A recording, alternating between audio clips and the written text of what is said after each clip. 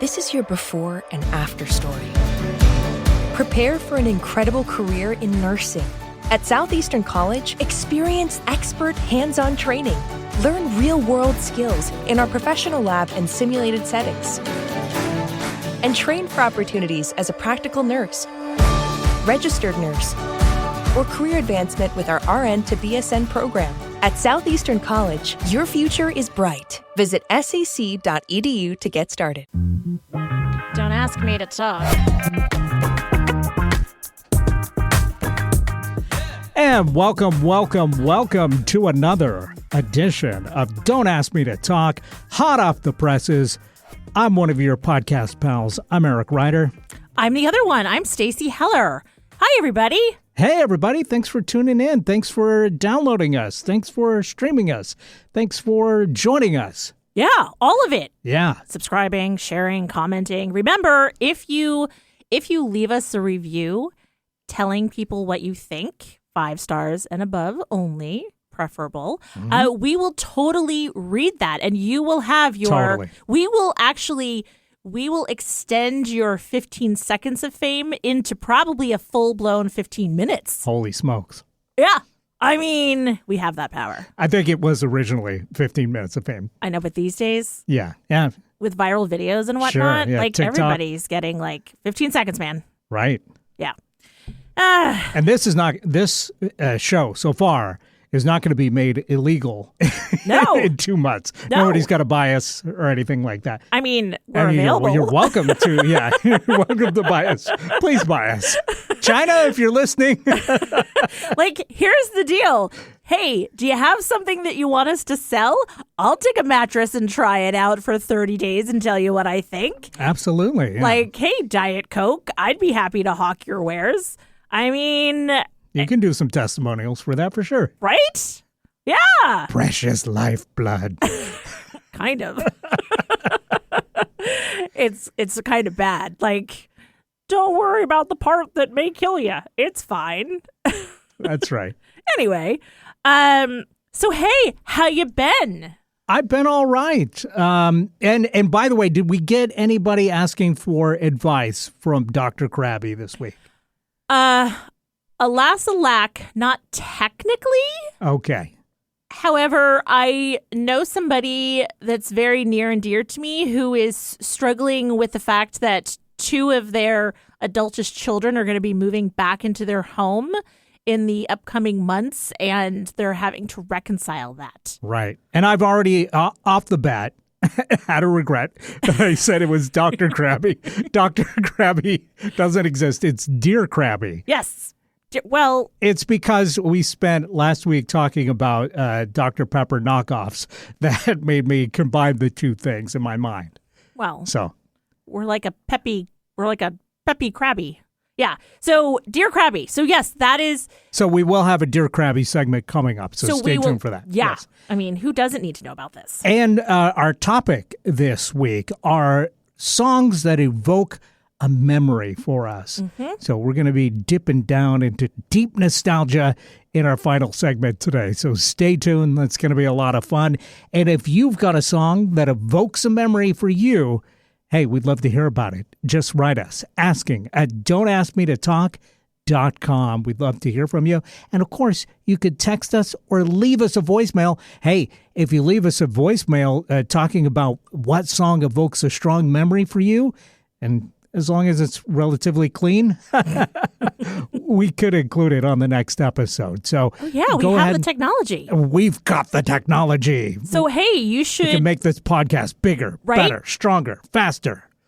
Right, yes. Without the use of Viagra. So what is the number that folks can do that at? Well, thank you for asking, Eric. It is 475-999-2726. Again, that's 475-999-2726. Leave us a voicemail, and we will play it.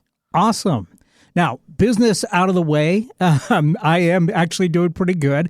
I took a little vacation this last week, and went down to the Las Vegas, Nevada area. Oh, can you talk about it? Absolutely, I can talk about it. And I wasn't sure. Yeah. What happens there is supposed to stay there. Right. But most of my time was spent in Henderson, so there's a good chunk of this vacation that I can talk about.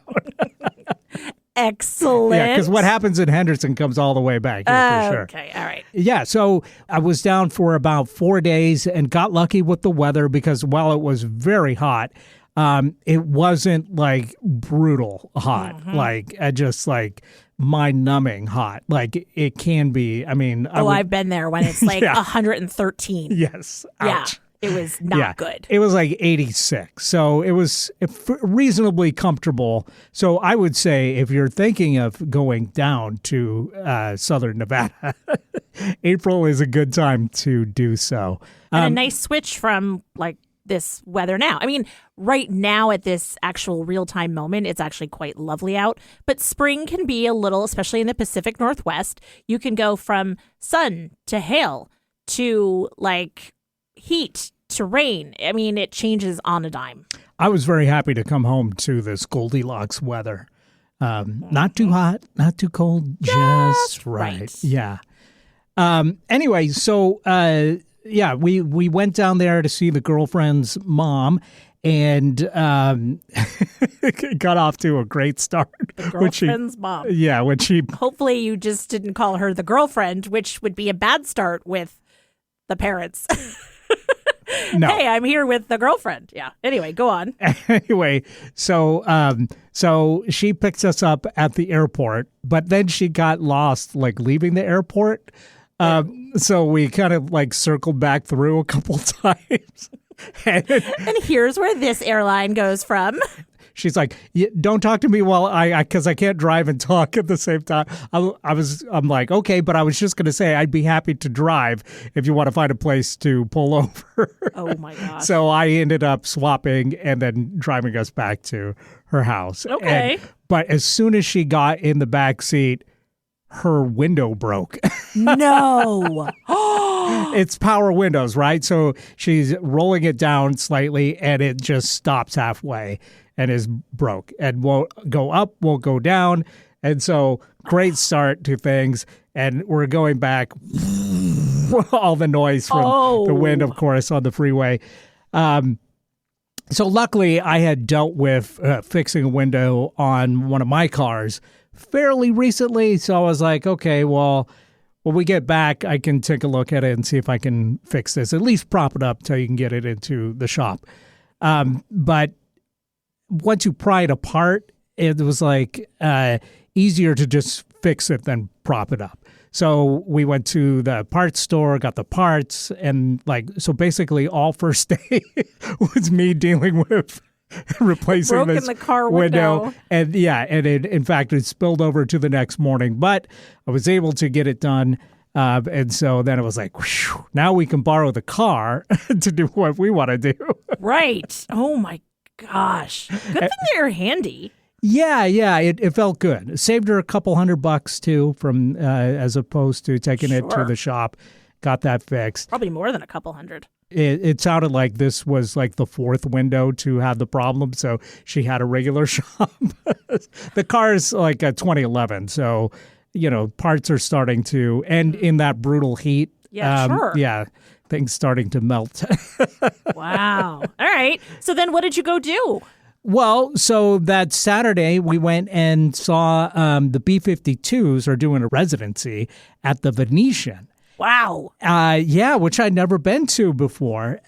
So that was really cool, going and checking that out. I hadn't really been to a casino since I was a kid, oddly enough, because I don't really gamble. Yeah. And so, Same. But when I was a kid, I lived in Reno. So going to casinos was not really to gamble, but for like the buffet and entertainment, the other stuff that was going on. Yeah, the shows and activities. And I remember even like when I was a paper boy, we had like a little once a quarter we had these little parties for us paper carriers. And the second one we had was at Circus. Wow. So that was pretty fun. So, and I guess, and Circus Circus still exists, but I guess it's not quite as good as it was at one point. Anyway, back to the present day, or a few days ago. So driving down the Strip now is insane because it's so bright. I mean, it's always been bright, but now like every single thing, like the Rite Aid has a Jumbotron that's like 500 feet tall, and they're flashing ads for like Viagra. No, well, yeah, I was going to say more mundane stuff like Whole Foods. Yes. So 50-foot high pears, like flashing in your face. Oh my gosh. It's just like overwhelmingly bright. And of course they got the sphere that's all lit up. And so it's like just trying to like watch the road is a real challenge. Remember what I said when I came back from Sedona, that I learned that secondary to the Strip, that personal injury attorneys have said that the most accidents that happen is in Sedona, but number one is Vegas. That makes sense. Proving my point. It absolutely makes sense with all those distractions. It used to be that they used to have like cheap shows and cheap food and cheap parking and stuff because they want to lure you into the casino and you'll gamble, and that's how they'll make the money, right? Sure. Somewhere along the line, people figured out, well, people are here anyway. We really could just gouge away.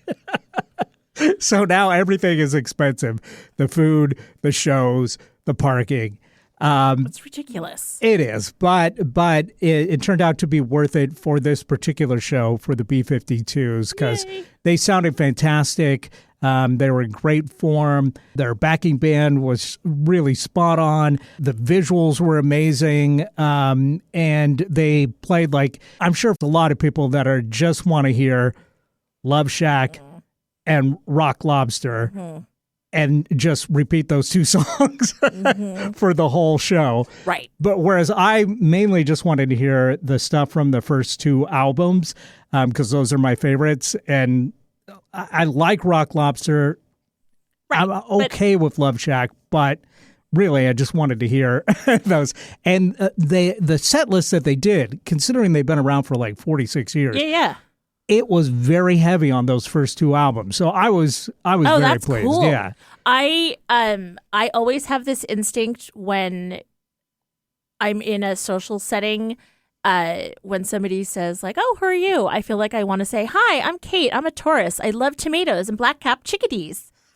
Which is like, I think from their Wannabe song, or like Wannabe ruler of the universe, however that goes. Yeah, they didn't do that one. But there's like a line where they are all Absolutely. like introduce themselves, and something about that particular line, it just always stuck with me. So that's my alias. Hi, I'm Kate. I love tomatoes and black-capped chickadees. I think they probably ripped that off from the Floaters. Remember that song, Float On? Yeah. Where they all introduce themselves and then like, Barry, and I'm a Taurus. Right. Totally. Yeah. And I just I don't know, something about it always stuck with me. So it's one of those odd lyrics that I remember singularly. Yeah. That's so fun. So, yeah, it was fun. I'd never seen them before. And in fact, I feel like I've become more of a fan recently than I ever was before. So it was good to see them before they retired. Sure. So, yeah, I didn't regret Are they missing them. Are they still in their crazy outfits, and is she still doing her bouffant hair and the whole thing? Yep. That must just get it's oh my God, I got to take off my hair. It's too heavy. It was great. And the Venetian Theater is a beautiful theater with there's no bad seats in it. I don't know how they did that, but I think it's just because it's a smaller theater than say the Paramount, but every seat has an amazing view of the stage. So I was whoosh, because I did not spring for the $200 seats up front. I went for shocking. the nosebleeds that were relatively affordable, and it turned out to be great because these were, fantastic. That's awesome. That was a lot of fun. I had a great time, but the opener that they had was like a DJ that did exclusively mashups. And Sounds so Glee. yeah. And it was all right. It was fun. I guess I just don't really understand the appeal of the mashup aside from the novelty of it, like the first song. Okay, I get it. That's fun. Haha. You put like Van Halen together with Whitney Houston or whatever. Right. And wow, okay, that's cool. But then, he had like a 40-minute set. Wow. Mashups. That's a lot. And it's just like, eventually you kind of get this like queasy feeling, like none of these songs really work. And it's just like, you kind of just want to hear the original songs, It's like impressive that he's doing that.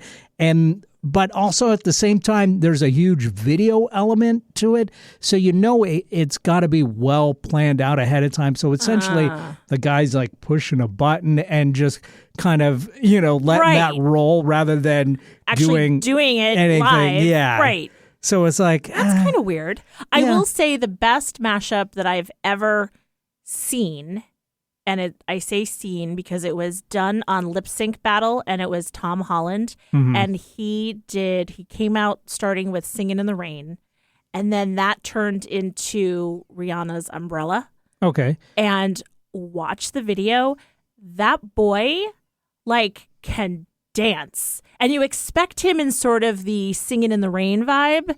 And, he was in, I think, Billy Elliot as a kid, so he can sing and dance and the whole thing. Mm-hmm. But then you see him doing a death drop, which is holy cow. And it's just unbelievable. Now, was this a mashup or was this a medley? Well, okay. What's the difference? So a mashup will take one song and then insert whole other parts from another song into it. So you'll have the beat and the music of one song and then the vocals from another song on top of that. Okay. So this was probably... So then mashup is being used too much because this was definitely more of a medley then. And it really started out with Singin' in the Rain and then led into Umbrella. Yeah, so the mashup thing, I don't know. But the girlfriend seemed to get into it. So I was like, she's happy, I'm happy. Aw, what a guy. So it was cool.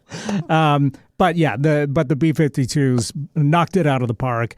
They were so great. And I was very happy to see that. And let's see what else happened while we were there. I had some fantastic barbecue at a place. Yeah. That had a sandwich that was 3 different meats. I felt like the ultimate glutton. Wow. It's like turducken. Exactly. It had a brisket, it had pulled pork, and it had hot links. And it was amazing. And I was just like, now I'm going to have to go back to my old life. Single meat sandwiches. And it's going to be a real come down. Wow. Yeah. That's the gluttony of Vegas that struck you. I love that so much.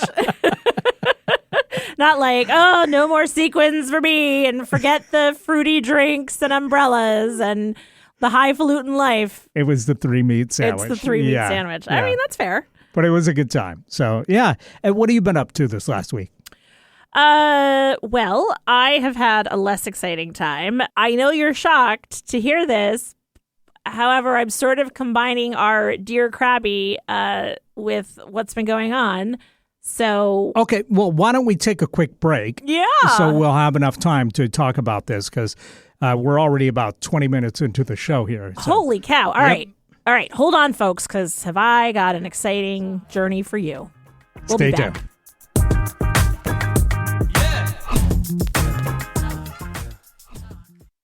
Hey, I'm Stacey Heller. I'm one of your podcast pals, along with Eric Ryder from Don't Ask Me to Talk.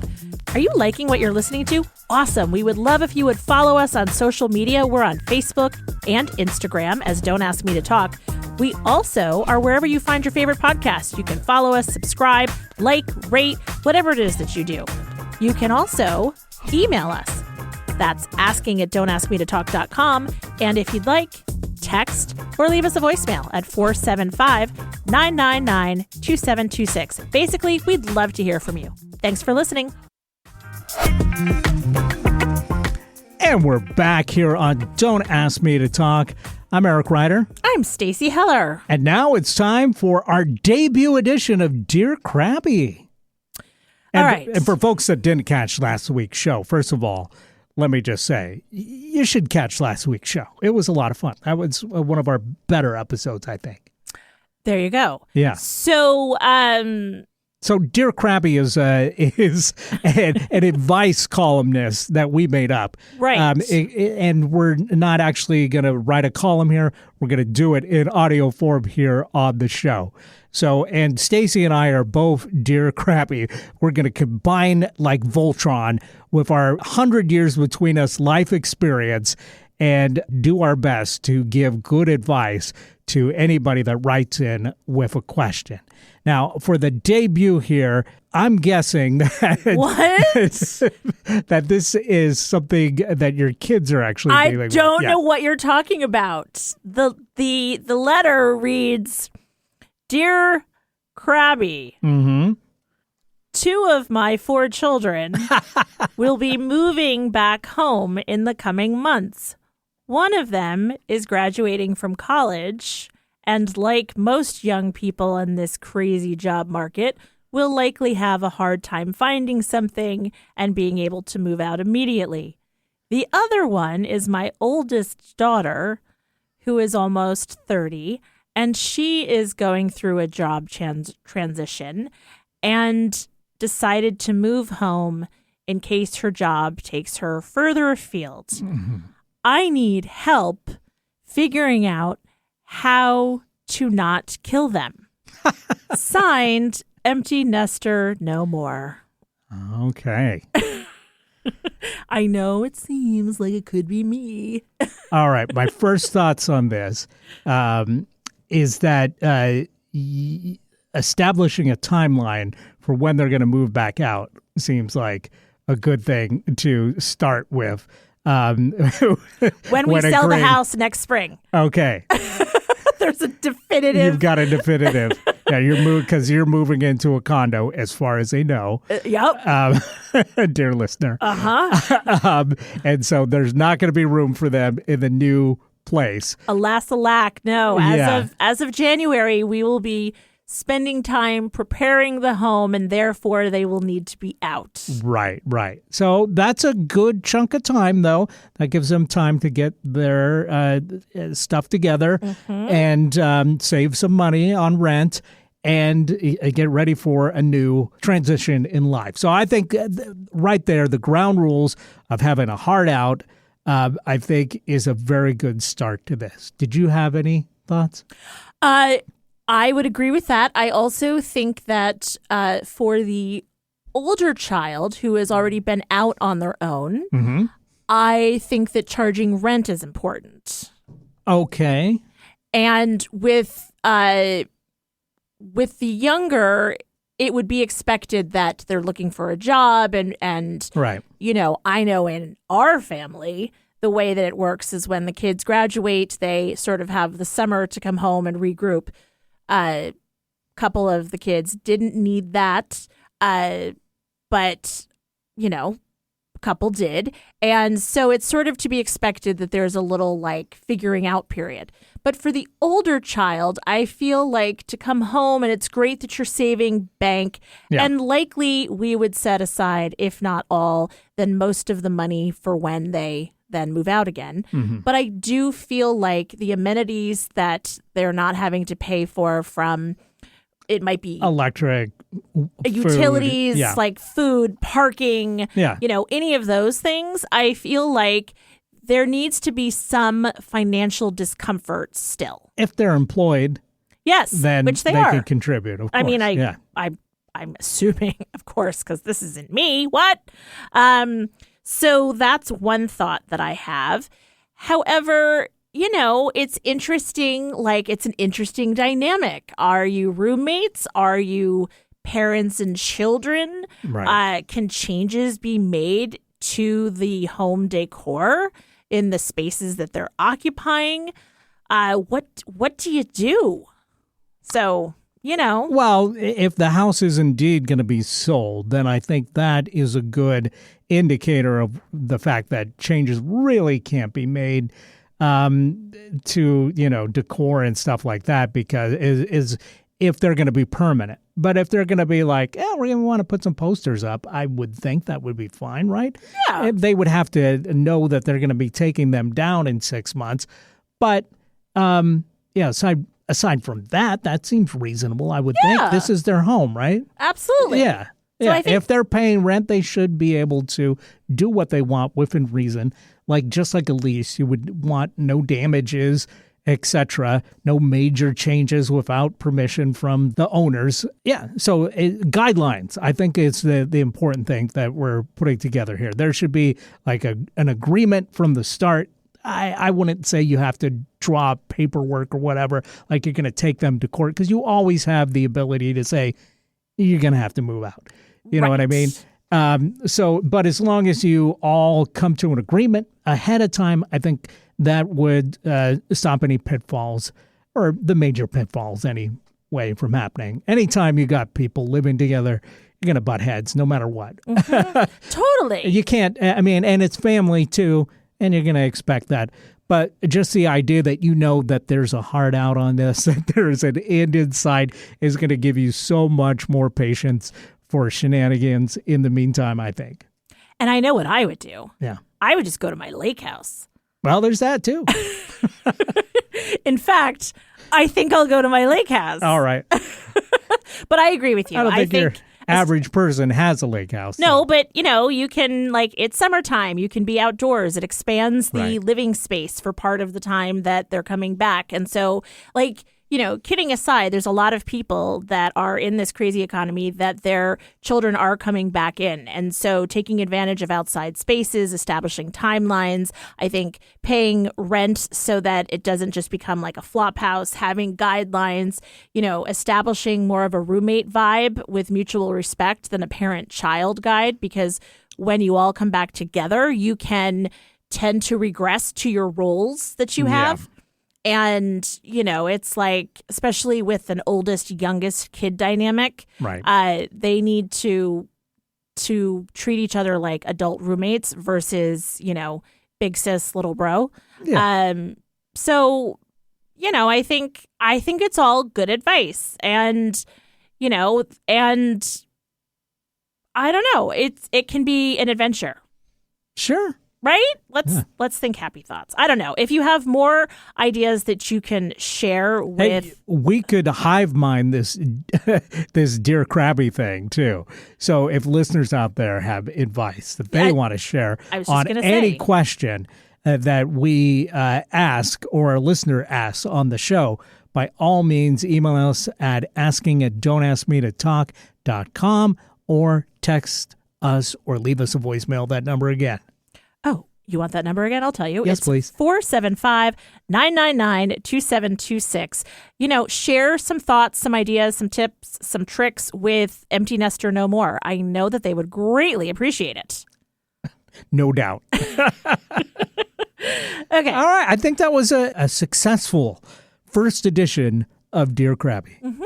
I think it's something that a lot of people are going through, so I think it's helpful. Awesome. All right. Well, normally in this segment, we talk about cultural blind spots, and we talk about pieces of culture that we've consumed over the last week, usually with the goal of erasing, at least in my case, erasing some cultural blind spot that I've had for years. I think I did that this last week by seeing the B-52s, which I think their tagline now is America's #1 party band, and I think they live up to that title. That's fun. And so seeing them live, I think, was one of those huge cultural blind spots that I've had over the years, and finally have erased that, and I feel pretty good about that. There you go. But another thing that I did, because typically cultural blind spots is me watching an old movie or watching an old TV show. Right, and me giving you a hard time about it, even though I also have not seen it. This last week, I watched a movie that I have seen before, but it is an absolute classic, and it would be a huge cultural blind spot for anybody that hasn't seen it. Airplane. Because what better movie to prep for a vacation where you have to fly somewhere than watch Airplane? It is such a classic. It is shocking to me that it hasn't been canceled. However, it lambasts every single, everything. I mean, there is no cringy thing left unturned. It is amazing. And it's just funny. Absolutely. One of the funniest movies of all time. It is not mean-spirited. It is just funny. I mean, the lines that come from it, they're too good. Absolutely. And, this came out in 1980, and it still holds up. I mean, there is some humor in there that might be considered maybe not particularly sensitive these days. Right. But all the jokes still work. In fact, I think for me, there's just one character that I absolutely can't stand is the Johnny character. And if someone did a Phantom Edit style... Which one is he? Is he the guy that works in the office that's always like, oh! Yes. How did I know that that's the character that you wouldn't like? Yeah, I don't think that works. The movie is over the top jokes and silliness, but I think even with that in mind, his part just does not fit into the action and just slows everything down and doesn't work in my mind. And I just find him annoying, and it's also like a kind of a gay stereotype kind of voice that he's doing that just kind of is just rubs me the wrong way, so to speak. That's fair. It's sort of like his actions are always in parentheses. They're not a main part. It's always and let me add this. Yes. Annie M. Exactly. It's just, yeah. Too much. Exactly. I hear you. But if you haven't seen Airplane, I highly recommend checking it out because, as I said, it's still one of the funniest movies of all time. And it's Leslie Nielsen is in it, and he's amazing in it. And he plays the doctor on board of this flight. Then he went on to star in another movie made by the same writing team, the Zucker brothers. Did the Naked Gun series, before that, Police Squad, which is also well worth checking out. If you haven't seen Police Squad, go back and watch those because it's like all the insanity of Airplane, but in a crime drama parody series, and it's very funny. And then they adapted that into the Naked Gun movies, starring Leslie Nielsen. And I bring that up because they've created a new Naked Gun movie. And I just cannot believe the casting choice for Frank Drebin, the character that Leslie Nielsen played and starred in The Naked Gun, for the new version. And we were joking around beforehand where I said, just guess who they have as the lead. And I picked... You correctly answered. Which is crazy because I genuinely did not know who it was. Yes. But I was trying to think of the way you said it was guess. You're never going to guess. Right. And I was like, who would be the person that I would least suspect of doing this kind of silliness fair? And I picked Liam Neeson. And you were correct. Which is crazy. Do you think it's because it was Leslie Nielsen, Liam Neeson? That did not occur to me at all. But maybe there's something to that. I don't know. That makes more sense than just... Than him generally. Yeah, but I mean, I guess the thing was that Leslie Nielsen was a serious actor before he did these movies with the Zuckers. His comedy was always just play it straight, let the zaniness around you be the funny thing. So having a serious actor in the role totally makes sense, but there's just something about Liam Neeson that just does not. And I am a huge Liam Neeson fan. Totally. Absolutely. I love his work, especially the early stuff. But it just does not jibe with the zaniness of The Naked God. And now I will watch this movie when it comes out, probably on streaming. And I'll let you know if I have revised my opinion. All right. But just watching the trailer. I got to go watch the trailer. I didn't know there was one out. It looks pretty bad. All right. While you've been doing that, I have my mother to blame for the fact that, so first of all, if you've been listening to the show for a while, you know that I typically am not really watching anything. I'm usually in our front room while my husband is watching things, and I'll hear it from, a distance and whatever. Well, from a distance. Exactly. So in an effort to be more present and whatnot, I have taken to now sitting and hanging out and watching TV. Well, since visiting my mother a couple weeks ago, my husband is now obsessed with White Collar, which came out forever ago. It stars Matt Bomer, and he's a con man who is helping out the FBI. And every night, he's like, we got to watch a couple episodes of White Collar. And every night we do the same shtick that my mother does at 85, sitting down to watch it, where she's like, I just love this show. Isn't he so handsome and sexy? Then she's like, can you believe he's gay? How do you think he gets along so well with his co-stars in this? I mean, it just seems like he's so flirtatious with the women. I'm like, that's called acting. And by the way, gay people can be flirtatious too. And she's like, and that Mozzie character, I just love him. I heard he died. What a shame.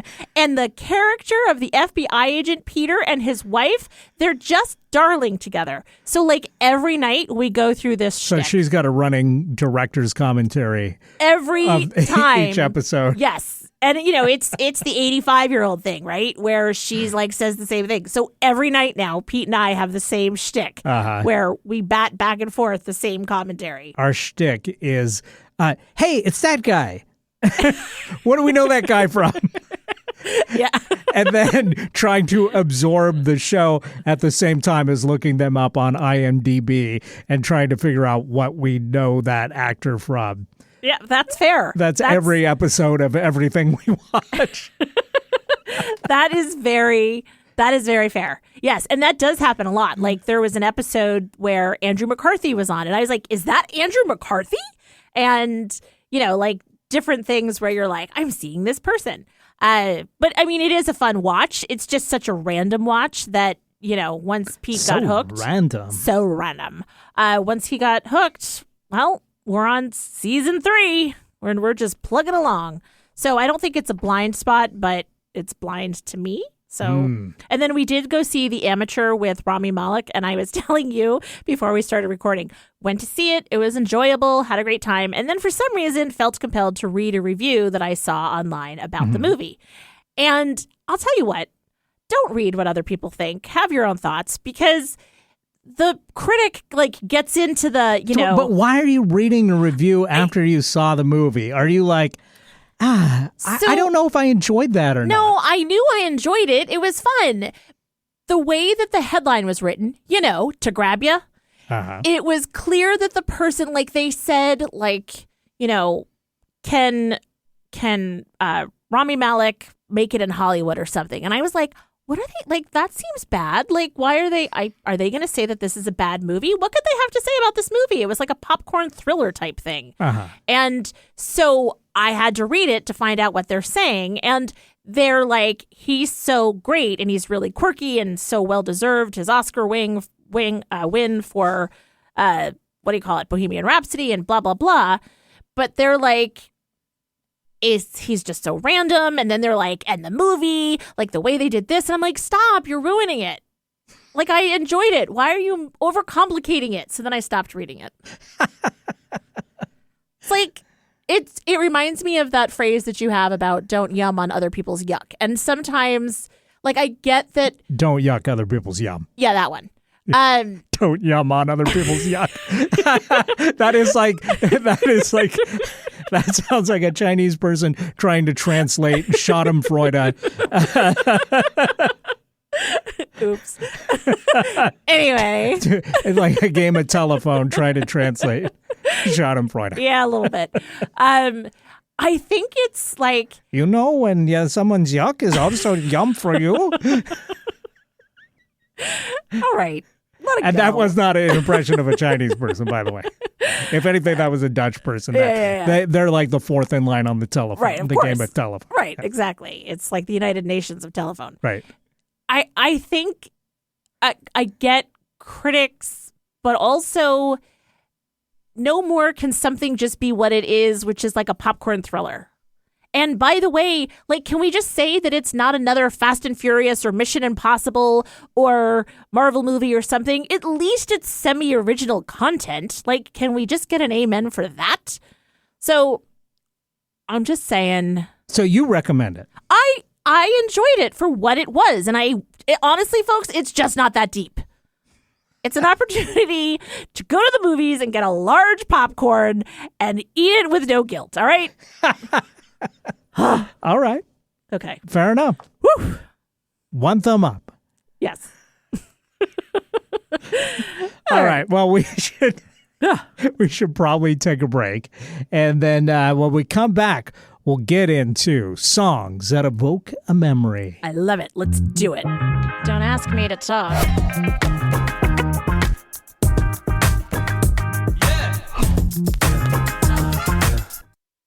Have you ever considered working with an image consultant or stylist, but were worried about what the experience would be like? If that sounds like you, then Michael Bruce Image Consulting is here to help. They've worked with thousands of people, and many of those individuals have shared their experiences by way of style stories. Go to michaelbruceimageconsulting.com/style stories and check out what their delighted clients have to say about their experiences. And welcome back to Don't Ask Me to Talk. I'm Eric Reiner. I'm Stacey Heller. And this is the part of the show where we talk about today's top topic as selected by our good buddy, the Wheel O Topics. And last week we selected songs or song that evokes a memory. And as our listeners know, Stacey, you're the one responsible for putting the topics on the Wheel O Topic to begin with. And I always like to understand the thought process before commenting on this so we can have the clarity of what you're actually trying to suss out from our conversation. So, all right, let's make today no different than all the other weeks that we've done this. And why don't you tell me what you're thinking with song that evokes a memory? Well, thank you for asking. I always like to start it with that. I have a playlist on Spotify that is my Stacey Connects playlist. Uh-huh. And it's basically, I'll hear a song in a store or on the radio or, somebody will remind me of something. And it's like basically just songs I like. It doesn't matter the genre. It's just a dumping ground for me. I love Shazam. Not sponsored, but like I'll be someplace and I'll hear a song and I don't know who does it. And I hit my little Shazam and it tells me like the song, the name, the whole thing. Handy tool. Totally handy. So there's certain songs on the playlist that if it comes on the playlist or I hear it someplace, it takes me back to a very specific time and place and moment. And I don't know, maybe I'm getting to be that age where, like my mother, I'm saying the same things over and over again. Let me give an example. When I was a kid, I remember very specifically, I lived in Long Island, New York. I remember... Oh, what a night. Basically. Late September back in 63. It was probably 70, whatever. Back in 73. Yeah, sure. Stacey Heller, what a night. But that wasn't the song. It was Rich Girl, Hall & Oates. Sure, but that song is about exactly what we're talking about. Yes. So. Yes, going back to What a Night. Yes. Yes. So I remember hearing that song on the radio and being like, they just said a bad word. They said the B word. They said the B word. And I was like... And I remember, like... Can they do that? Can they do Can that? they even do that? Right. Like I was like up in arms in the back seat of the car, and we were at a light and we were going to be turning left onto the main road. I remember exactly and being like, Mom. And they're going too far. Yeah, it went too far in right. my little mind. Whatever year that song came out, that will tell you. 77? So I was 7, and, it was just too much for my little 7-year-old self to comprehend. So my point being that, like, there's just those songs that take you to a really specific time or place or memory or whatever. 76. I was 6. Wow. And maybe the song had been out for a minute. I don't know. But that one is... But, hey, it was a hit in 77, so okay. Probably 77. So, yep. So I was somewhere between 6 and 7. And so I just distinctly recall, like, exactly the whole thing. And I just thought, in thinking about that, I think of the other songs where it becomes like a story and it becomes part of your lore, things that you attach to a specific memory. So I'm like, okay, if it happens to me, I can't be the only one. I'm not that special. So I thought, oh, okay, let's talk about that. And it got added. Great. Yeah. Yeah. I'm for nostalgia. I think it's harmless fun. Right? Yes. So, unless you're thinking that the actual good old days were the days where people were oppressed, for your benefit, then that's taking nostalgia too far. Right. Right. I'm just thinking, good old. This show is a distraction from those people. So back to the fun. I know. I'm like, I just feel like we got to put that disclaimer. If I say I think nostalgia is harmless, not in all cases, of course. Yes. In this particular context. That's although, actually, one of the songs that I have a distinct memory of is played at Christmas. I remember I moved a decent amount as a kid, as did you. Mm-hmm. And so I remember things from like which house I was in. And I remember being in the hallway next to the living room and hearing a song. And it was Simon and Garfunkel. Dad was a big fan of Simon and Garfunkel. And it was Silent Night. But the news was on simultaneously. Well, they did a song that was called 7 O'Clock News, Silent Night. And so they were singing the song, but they had the news on. And it was all of this awful stuff going on in the world. Talk about a mashup. Right? And I was like, what's going on? And this like, is where a young DJ Cumberbund was molding his ideas for his career. Yes, 100%. And I just remember thinking, like, what is going on? Like, this is crazy. And it really stuck with me. And I know, as I said, I know it was Christmas time. I know I was in the living room. And I remember being confused about, like, we're not listening to the news, but like, I think that's Silent Night. Like, what's going on? That doesn't seem to match at all. Yeah. So there's another example. All right. So if you're asking me. Yeah, I am. The first thing that comes to mind is every time I take a trip to the UK and Ireland, there's usually a song that seems to be like the big song while I'm there. I'll hear it like in the store or on the TV used for interstitials or on the radio like in a taxi cab or something. And that song will just stick with me as being the song of that trip. Okay. So I've got like a little playlist going in my mind of songs that just like instantly take me back to a particular trip over there. Interesting. So yeah. So and I try and think like, oh, what was that one that was, from 2005 or whatever. Right. That yeah. So there's a few of those, and it is weird because they just seem to be like for the week that I'm there. Like that song is in the zeitgeist. Yeah. And I'll hear it. And the last one I can remember was there's an artist called Kiza that's had a song called Hideaway. That was a big hit over there. Less so over here. I saw it on TV while I was at the hotel in Glasgow. And this is like 2014.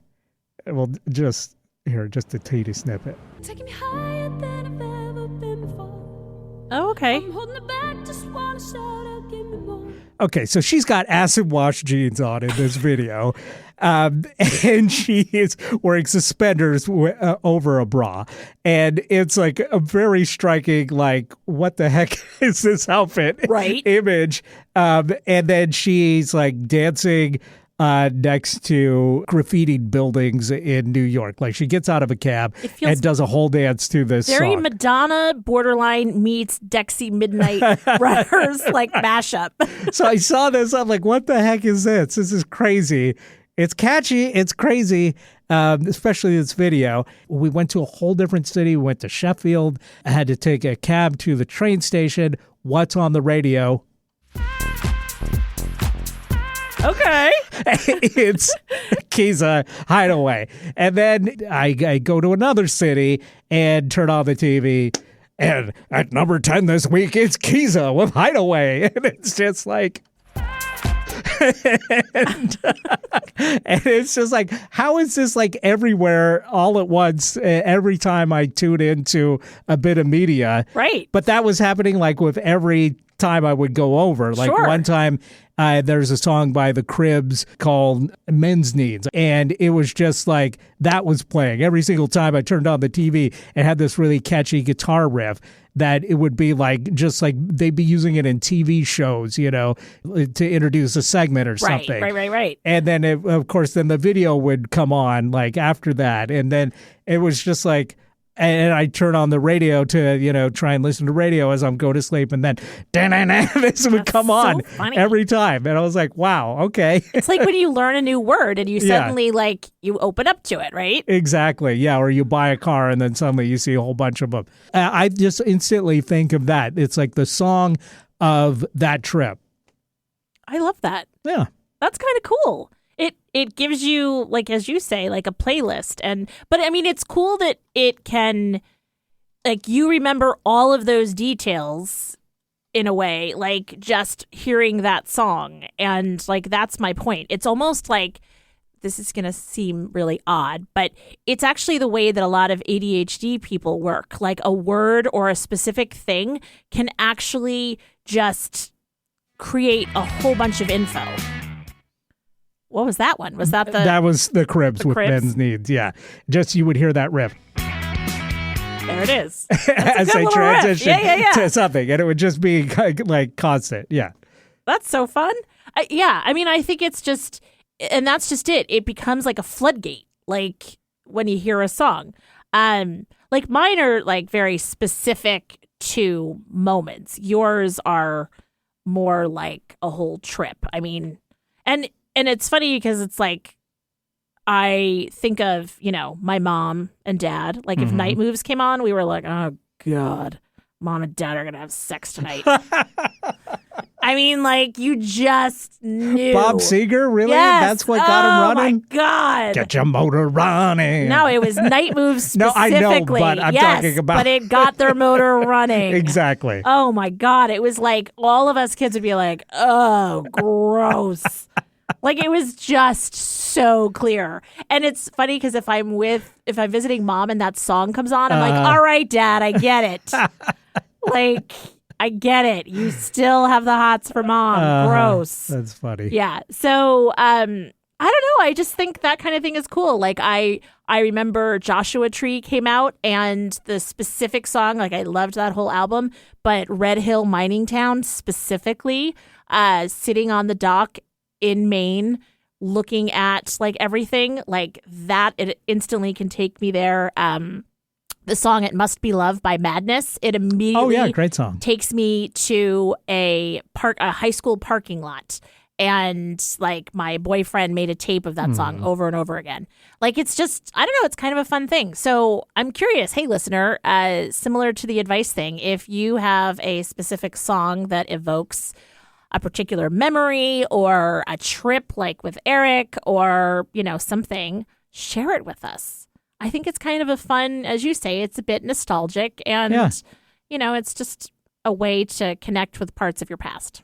I have very clear memories also. Some of my earliest memories of Devo's Whip It being like a huge song for me. And when I had a little like bike, actually it was a little radio. And so I would wrap this around my bike and ride around on this and on the bike with the radio going. And I remember like My Sharona coming on, and that being like my number one jam at the time. Totally inappropriate for a 4-year-old to have as their number one jam. But it was good. Sharona. Yes, that was my song. And when it would come on, I'd be so excited. And the same thing with Devo, with Whip It. Like, hearing that on the radio and also seeing that on TV just like blew my mind, like wow. And that's like, those are like two of my earliest memories with music, and earliest memories period, were just because of those songs. Right. Yeah. So I definitely get that feeling of nostalgia based on certain music for sure. I love it. And isn't it interesting that it showed you very early what kind of music you'd be into? I think it did, yeah. I didn't like plan it that way, but it just, this is what appealed to me. That's who you are. And in this year, for the first time, I'm going to go see Devo live, and they're playing at the zoo in Seattle. So that'll cool. be very fun. That's really finally fun. Getting around to it. And this huge cultural blind spot in my mind that I've had for a long, long time. I love that. And by the way, a documentary about Devo came out this year, and I highly recommend that if you haven't seen it. Oh, all right. Do you know the name of it? I just look for a Devo documentary because I can't remember what the subtitle is. That's fair. All right. Yeah, and I think unfortunately we're out of time, so we got to pick our topic for next week. Thank you, Wheel O Topics. Here we go.